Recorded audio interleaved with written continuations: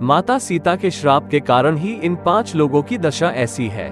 जो श्राप माता सीता ने अपने जीवन काल यानी कि त्रेता युग में दिया था, वो श्राप आज भी भोग रहे हैं ये लोग, और इस सृष्टि के अंत तक रहेगा उन पर सीता जी के श्राप का प्रभाव। तो आखिर कौन है ये 5 लोग जो आज भी भोग रहे हैं माता सीता का दिया हुआ श्राप, जानेंगे आज की इस वीडियो में। दोस्तों नमस्कार, आप सभी का स्वागत है त्रेता युग में। वाल्मीकि रामायण के अनुसार वनवास के दौरान जब भगवान श्री राम, लक्ष्मण और माता सीता पितृपक्ष में श्राद्ध करने के लिए बिहार के गया धाम पहुँचे, वहां ब्राह्मण ने भगवान श्री राम और लक्ष्मण को श्राद्ध कर्म के लिए आवश्यक सामग्री जुटाने के लिए कहा।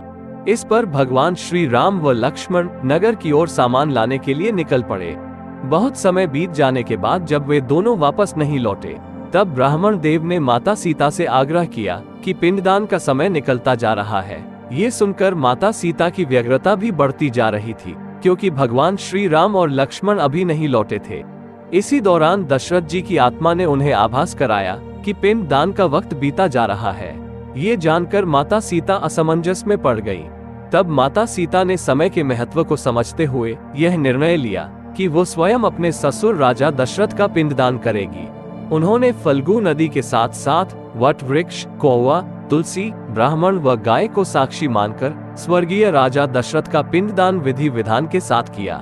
इस क्रिया के उपरांत जैसे ही उन्होंने हाथ जोड़कर प्रार्थना की, तो राजा दशरथ ने माता सीता का पिंडदान स्वीकार कर लिया। माता सीता इस बात से प्रफुल्लित हुई कि उनकी पूजा दशरथ जी ने स्वीकार कर ली है। इसके बाद उनके मन में संशय भी हुआ कि प्रभु श्री राम इस बात को नहीं मानेंगे, क्योंकि पिंडदान पुत्र के बिना नहीं हो सकता है। जब थोड़ी देर बाद भगवान श्री राम और लक्ष्मण सामग्री लेकर आए और पिंडदान के विषय में पूछा, तब माता सीता ने कहा कि समय निकल जाने के कारण उन्होंने स्वयं पिंडदान कर दिया। प्रभु श्री राम को इस बात का विश्वास नहीं हो रहा था कि बिना पुत्र और बिना सामग्री के पिंडदान कैसे संपन्न और स्वीकार हो सकता है। इसके बाद माता सीता ने कहा कि वहां उपस्थित फल्गु नदी, तुलसी, कौवा, गाय, वट वृक्ष और ब्राह्मण श्राद्ध कर्म की गवाही दे सकते हैं। भगवान श्री राम ने जब इन सब से पिंडदान किए जाने की बात सच है या नहीं पूछा, तब फल्गु नदी, गाय, कौवा, तुलसी और ब्राह्मण पांचों ने प्रभु श्री राम का क्रोध देखकर झूठ बोल दिया कि माता सीता ने कोई पिंडदान नहीं किया है। वट वृक्ष ने सत्य कहा कि माता सीता ने सबको साक्षी मानकर विधि पूर्वक राजा दशरथ का पिंडदान किया है। इस सभी के ऐसा बोलने से प्रभु श्री राम और क्रोधित हो गए। तभी राजा दशरथ ने स्वयं आकर बताया कि सीता सत्य बोल रही है। जिसके बाद पांचों साक्षी के झूठ बोलने पर माता सीता ने क्रोधित होकर उन्हें आजीवन श्राप दे दिया, जिसके अनुसार फल्गु नदी को श्राप दिया कि वो सिर्फ नाम की नदी रहेगी, उसमें पानी नहीं रहेगा। इसी कारण फल्गु नदी आज भी गया में सूखी है।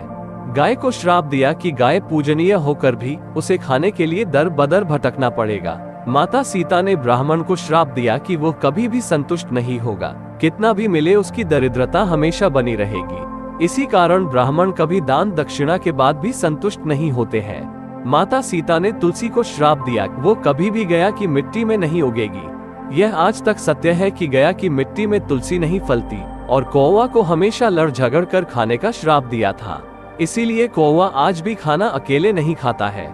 माता सीता ने जहां इन पांचों को श्राप दिया, वहीं सच बोलने पर वट वृक्ष को आशीर्वाद दिया कि उसे लंबी आयु प्राप्त होगी, वो दूसरों को छाया प्रदान करेगा और पतिव्रता स्त्री उनका स्मरण करके अपने पति के दीर्घायु की कामना करेगी। और इस प्रकार माता सीता का दिया हुआ श्राप ये पांचों आज भी भोग रहे हैं। और वट वृक्ष यानी कि बरगद के पेड़ की पूजा आज भी की जाती है।